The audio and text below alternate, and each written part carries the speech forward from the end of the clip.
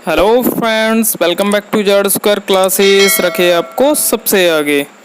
दोस्तों, आप सब कैसे हैं? आई होप आप लोग बहुत अच्छे होंगे। और दोस्तों, इससे पहले मैंने Allahabad high court RO result, cut off इतनी हाई क्यों गई, इन सभी टॉपिक्स पे बात की थी। और उन वीडियोस पर आप लोगों का सिर्फ एक ही कमेंट्स था कि क्या sir Allahabad high court RO की वेटिंग लिस्ट आएगी या नहीं आएगी। तो दोस्तों, आज के इस वीडियो में हम लोग इसी के बारे में डिटेल में डिस्कस करेंगे और सारे फैक्टर्स को ध्यान में रखते हुए डिस्कस करेंगे कि इलाहाबाद हाई कोर्ट आरओ की वेटिंग लिस्ट आएगी या नहीं आएगी। तो दोस्तों, बने रहिए हमारे साथ पूरे वीडियो में और वीडियो को बिना स्किप किए हुए आप लोग पूरा देखिए, वरना आप लोग फिर बाद में यही कमेंट करेंगे कि सर वेटिंग लिस्ट कब आएगी, किसके लिए आएगी, क्या प्रोसेस रहेगा। तो सारा का सारा प्रोसेस हम लोग इस वीडियो में समझेंगे।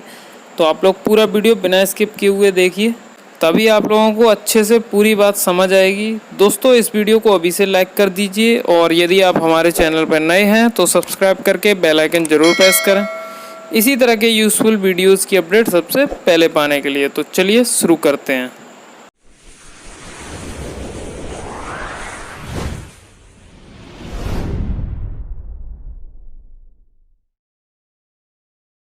दोस्तों, इलाहाबाद हाई कोर्ट आरओ की वेटिंग लिस्ट आएगी या नहीं, इस बात का फैसला आप लोग खुद कर लेना। मैं आपके इस डाउट को क्लियर करने के लिए स्टेप बाय स्टेप पूरा प्रोसेस पहले समझाता हूँ, फिर आप अपने आप ही समझ जाएंगे कि वेटिंग लिस्ट आएगी या नहीं आएगी।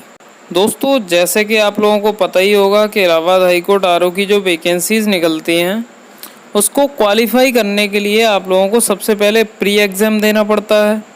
फिर प्री एग्ज़ाम को क्वालिफाई करने के बाद आप लोगों को टाइपिंग के लिए बुलाया जाता है। और फिर जब आप प्री प्लस टाइपिंग दोनों टेस्ट को क्वालिफाई कर लेते हो तब एक कट ऑफ डिसाइड की जाती है, जो कि उन कैंडिडेट्स की होती है जिन्होंने प्री क्वालिफाई करके टाइपिंग को भी क्वालिफाई किया है। और ऐसे बहुत सारे कैंडिडेट्स होते हैं जो कि प्री के साथ साथ टाइपिंग टेस्ट को भी क्वालिफाई कर लेते हैं। और टाइपिंग टेस्ट क्वालिफाई करने का मतलब ये है कि कैंडिडेट द्वारा टाइपिंग टेस्ट में मिनिमम जो पासिंग मार्क्स हैं, मतलब 17 नंबर, तो 17 मार्क्स प्राप्त कर लेना। दोस्तों, आप लोगों को पता ही होगा कि इस बार टाइपिंग के लिए वैकेंसीज़ का लगभग 5.5 गुना कैंडिडेट्स को बुलाया गया है। और इनमें से कम वैकेंसीज़, जितनी भी वैकेंसीज़ हैं उसके 2 गुने से ज़्यादा कैंडिडेट्स तो ऐसे होंगे ही जो टाइपिंग टेस्ट के मिनिमम पासिंग मार्क्स यानी 17 नंबर इनको तो अचीव कर ही लेंगे, ठीक है ना। तो क्या इन सभी कैंडिडेट्स को जॉब दे दी जाएगी? जी नहीं, होगा ये कि जिन कैंडिडेट्स ने भी प्री प्लस टाइपिंग टेस्ट दोनों ही को क्वालिफाई किया होगा, उनके द्वारा प्री में अचीव किए गए मार्क्स प्लस टाइपिंग टेस्ट में अचीव किए गए मार्क्स, इन दोनों को जोड़ करके एक कट ऑफ निर्धारित की जाएगी। और जो भी कैंडिडेट्स इस कट ऑफ को क्लियर कर पाएंगे वो ही फाइनली सिलेक्ट हो पाएंगे। मींस कम मार्क्स वालों का फाइनली सिलेक्शन नहीं होगा और ज़्यादा मार्क्स वालों का फाइनली सिलेक्शन हो जाएगा। अब यहाँ से आप लोग थोड़ा ध्यान दीजिएगा कि मान लो इस बार आरओ की 132 पोस्ट हैं और इलाहाबाद हाई कोर्ट ने 132 आरओ को फाइनली सिलेक्ट कर लिया। और जब डॉक्यूमेंट वेरिफिकेशन के लिए इन 132 आरओ को बुलाया गया तो कुछ ऐसा हुआ कि मान लो 20 कैंडिडेट ऐसे थे जो कि डॉक्यूमेंट वेरिफिकेशन के लिए पहुंचे ही नहीं। अब आप लोग कहोगे कि इतनी बड़ी पोस्ट पर कोई क्यों नहीं ज्वाइन करेगा। तो दोस्तों, इसके कई सारे रीजंस हो सकते हैं। मान लो ऐसे कैंडिडेट हों जिनके मल्टीपल एग्ज़ाम क्वालिफाई हो गए हों और वो इस आरओ के पद को न ज्वाइन करके किसी और पद को ज्वाइन करना चाहते हों। और भी कोई रीज़न हो सकता है जिस कारण कुछ कैंडिडेट डॉक्यूमेंट वेरिफिकेशन में न पहुँचें। अब दोस्तों, बात ध्यान देने वाली ये है कि इलाहाबाद हाई कोर्ट ने आरओ की 132 पोस्ट निकाली थी, लेकिन उन्हें 20 कम आरओ मिले। तो अब क्या होगा? क्या इलाहाबाद हाई कोर्ट जितने कैंडिडेट डॉक्यूमेंट वेरिफिकेशन में आए सिर्फ उनकी ही ज्वाइनिंग करवाएगा या फिर उन 20 पदों को भी भरेगा? उन 20 पदों का क्या होगा? तो दोस्तों, यहाँ से आप लोगों को थोड़ा थोड़ा समझ आ रहा होगा कि मैं क्या कहना चाह रहा हूँ। दोस्तों, इन आरओ के 20 पदों को इलाहाबाद हाई कोर्ट को फिल करना पड़ेगा और वो करना चाहेगा भी, ठीक है। और उसके लिए इलाहाबाद हाई कोर्ट द्वारा रिक्रूटमेंट न करके वेटिंग लिस्ट जारी करेगा। अब दोस्तों, यहाँ पर सबसे बड़ा सवाल ये है कि ये वेटिंग लिस्ट किस बेस पर तैयार की जाएगी। और कौन कौन इसके लिए एलिजिबल होगा, तो इस सवाल का जवाब तो आई होप आप लोगों को पता ही होगा, और अगर नहीं पता है तो आप लोग सुनिए। दोस्तों एक बात बताइए कि इलाहाबाद हाई कोर्ट को ये 20 पद आरओ के भरने हैं, तो उसके पास एक जेन्युइन और बेस्ट तरीका क्या होना चाहिए? क्या इलाहाबाद हाई कोर्ट को उन कैंडिडेट्स को मौका देना चाहिए जो कि प्री एग्ज़ाम भी क्वालिफाई नहीं कर पाए, या फिर उनको मौका देना चाहिए जिन्होंने प्री एग्ज़ाम क्वालिफाई करके टाइपिंग टेस्ट दिया और टाइपिंग टेस्ट में मिनिमम मार्क्स अचीव करके टाइपिंग टेस्ट क्वालिफाई तो कर लिया, लेकिन ओवरऑल मार्क्स कम होने के कारण फाइनली सिलेक्ट होने से रह गए?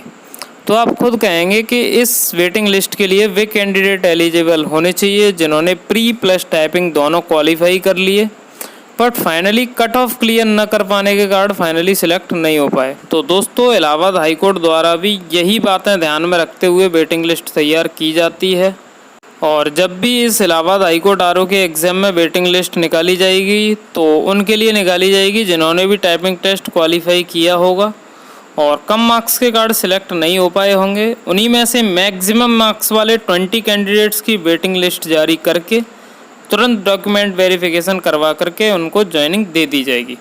तो दोस्तों जितने भी हमारे सब्सक्राइबर ये पूछ रहे थे कि सर क्या वेटिंग लिस्ट आएगी, तो इसका आंसर है आ भी सकती है, नहीं भी आ सकती। आएगी कब?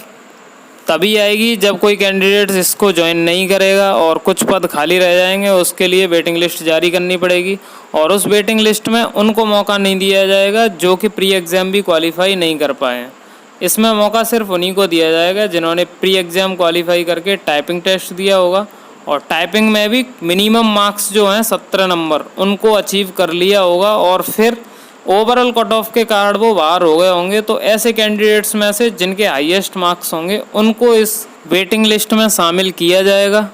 दोस्तों वेटिंग लिस्ट से रिलेटेड आपके जितने भी क्वेश्चंस थे सबका आंसर देने की मैंने पूरी कोशिश की है, और अब आप लोगों को समझ आ गया होगा कि यदि इलाहाबाद हाई कोर्ट को वेटिंग लिस्ट भी निकालनी पड़ी तब भी इसमें फ़ायदा उन्हीं कैंडिडेट्स को होना है जिन्होंने प्री एग्ज़ाम क्वालिफाई कर लिया है और टाइपिंग में भी मिनिमम मार्क्स अचीव कर लिए हैं, ना कि उन कैंडिडेट्स को जो कि प्री भी क्वालिफाई नहीं कर पाए। ठीक है, तो दोस्तों जिन्होंने भी ये कमेंट किया था कि क्या sir Allahabad high court RO की वेटिंग लिस्ट आएगी, तो इनको मेरा यही जवाब है कि वेटिंग लिस्ट से आप लोगों का कोई लेना देना नहीं है।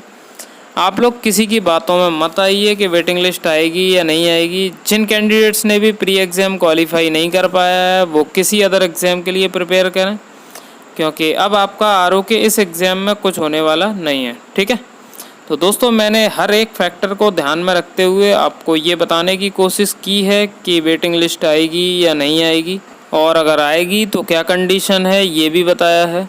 तो आई होप आपको आपके सारे क्वेश्चंस का जवाब मिल गया होगा। अगर फिर भी आप लोगों को कोई डाउट बचा है तो कमेंट करें, मैं आपके हर कमेंट का रिप्लाई करने की पूरी कोशिश करता हूँ और करता रहूँगा। दोस्तों अगर आपको ये जानकारी अच्छी लगी हो तो वीडियो को लाइक करें, शेयर करें, और यदि आप हमारे चैनल पर नए हैं तो सब्सक्राइब करके बेल आइकन ज़रूर प्रेस करें इसी तरह के यूज़फुल वीडियोस की अपडेट सबसे पहले पाने के लिए। तो मिलते हैं अगले वीडियो में, तब तक के लिए bye bye, take care, love you.